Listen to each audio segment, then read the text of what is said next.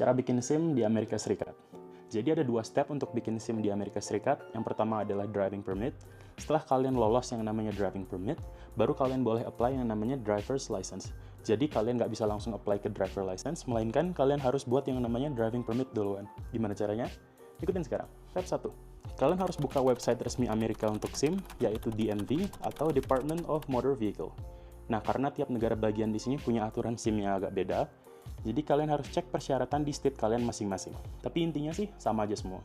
Karena aku J1-nya di Colorado, jadi aku harus buka websitenya yaitu dmv.colorado.government. Di sini kalian bisa schedule appointment untuk driving permit. Buka website tadi, kalau aku berarti aku buka dmv.colorado.gov, lalu klik make an appointment. Setelah itu, lalu klik here to schedule an appointment. Setelah itu, schedule an appointment. Lalu, pilih kantor yang paling dekat dari tempat kalian. Contohnya, karena aku di Aspen, jadi yang paling dekat adalah kantor di Glenwood Spring. Setelah itu, pilih First Time Colorado Driving License, atau ID, atau Permit. Di sini kalian bisa pilih kalian bisanya kapan. Dan kebetulan karena Aspen itu desa, jadi jadwalnya full terus bahkan sampai tahun depan. Tapi kalau kalian di kota kayak New York, Denver, atau Los Angeles, gak bakalan selama ini nunggunya. Setelah kalian pilih tanggal dan jam yang kalian bisa, lalu klik next. Nah, di sini kalian isi informasi kalian seperti nama depan, nama belakang. Kalau kalian punya nama tengah atau namanya panjang itu, udah kalian tinggal pilih dua, nama depan dan nama belakang. Karena ini nggak terlalu penting, karena ini cuma buat booking appointment aja. Lalu isi email kalian dan juga nomor HP. Di sini aku saranin kalian pakai nomor Amrik, biar umpamanya schedule-nya udah ada, kalian bakal di SMS, jadi kalian nggak bakal lupa. Next. Di sini pastiin data kalian match dan sesuai. Habis itu confirm appointment. Dan screenshot layar itu buat bukti. Jangan sampai hilang, karena nanti kalian akan ditanyain bukti appointment. Nah, di tes itu, kalian bakal dites soal di komputer. Tesnya itu mengenai pengetahuan berkendara dan juga tes mata. Kalau kalian tutup mata kiri, langsung kalian lihat papan di sana, tulisannya apa aja, simple. Nggak harus dikhawatirin. Nah, untuk tes komputer, nanti pertanyaan ada 25 soal. Dan kalian cuma boleh salah 5 aja, atau kalian harus bener 80%. Tapi tenang, mereka nyediain guidebook di mana kalian bisa belajar. Dan juga kebanyakan soalnya tuh pakai logika. Tapi kalau kalian mau handbooknya, kalian bisa DM aku lewat WA, IG, atau komen di bawah. Nanti aku bakal kasih link untuk guidebooknya. Nah, setelah kalian book, di sini kalian bakal dimintain untuk nyiapin beberapa dokumen. Dan ini per tahun 2024. Jadi aku disuruh bawa 1 paspor yang ada visanya. Jadi kalau kalian tes visa ke Amerika, nanti paspor kalian bakalan ada halaman yang isinya visa, kayak ini.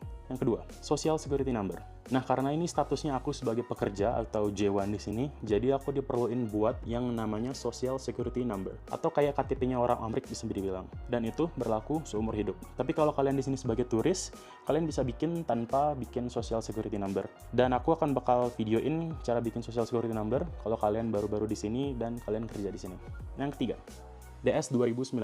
Inilah dokumen yang aku dapetin waktu aku ngurus surat-surat buat aku kerja di sini. Sama kalau kalian turis, kalian juga nggak perlu bawa ini, tapi karena aku kerja di sini, jadi aku diwajibin untuk bawa ini. Yang keempat adalah proof of address, dan itu minimum 2. Jadi kalau kalian turis, sama juga kalian nggak perlu ini, tapi karena aku kerja di sini, aku perlu nunjukin bukti bahwa aku tinggal di sini, yaitu bisa contohnya kayak paycheck, di mana di bawahnya tuh bakalan ada alamat kayak gini.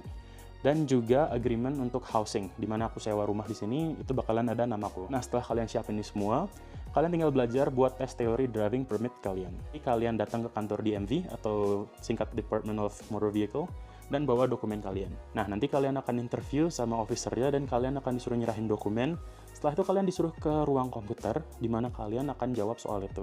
Ada 25 soal, dan itu semua pilihan ganda A, B, C semua. Jadi, lumayan gampang, dan ada gambarnya juga. Nanti aku juga bakal bikin beberapa pertanyaan yang biasanya ditanya pas tes kayak gitu, biar kalian bisa. Nah, setelah lolos, kalian bakal dapat kertas, dan disuruh foto dan juga bayar fee-nya. Waktu itu aku bayar fee-nya sebesar $20. Setelah itu kalian bakal dapat kertas yang buktiin kalau kalian lulus tes driving permit.